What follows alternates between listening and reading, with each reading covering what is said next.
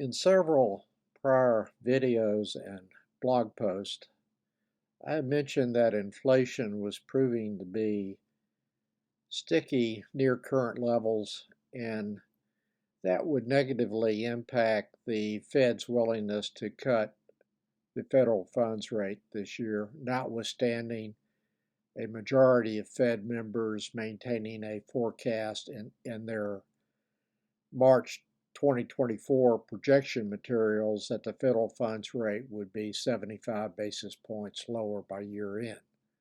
The current range is 5.25% to 5.5%. Today's CPI report for March reinforces my opinion that there will be no more than a 25 basis point cut in the federal funds rate before year end, and that would be late in the year. I mentioned in the past that Treasury bill yields were signaling no cut before the September meeting. The month-to-month increase for both CPI and core CPI were 0.4%, which is not comforting.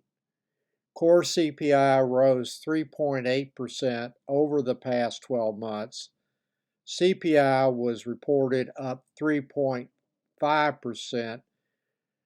for the 12 months ending in March, which was up from 3.2% in the February 12-month period.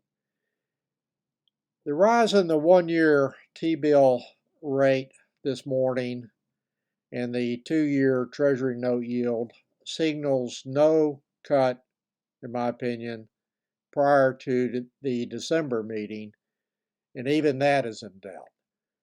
As of 8:30 Central Standard Time today, April 10th, when I last looked, the one-year Treasury bill is trading at a 5.19% yield, close to the lowest part of the federal funds range now, signaling no cut prior to December, and possibly not until the January 2025 meeting. The two-year Treasury note, which is also highly sensitive to expectations about the federal funds rate, is currently trading near 4.94% and may go over the psychologically important 5% yield soon. The federal funds forecast embedded in the short-term Treasury yields could change based on subsequent developments, of course, including economic indicators that point to an economy drifting toward a recession. But those kind of indicators are not pointing in that direction now. So there is no reason for the Fed to cut for as long as the economy remains in a job creation and growth mode and inflation remains near current levels. The stock jocks and the bond ghouls are reacting as I would expect this morning as more evidence piles up that throws cold water on their rate cut expectations that were expressed in many different ways, including the federal funds futures contracts, which was far more optimistic about rate cuts than the signals being sent by the Treasury bill yields. Since I have been far more pessimistic about rate cuts than the market, I've been unable to implement my strategy of increasing my dividend stock allocation.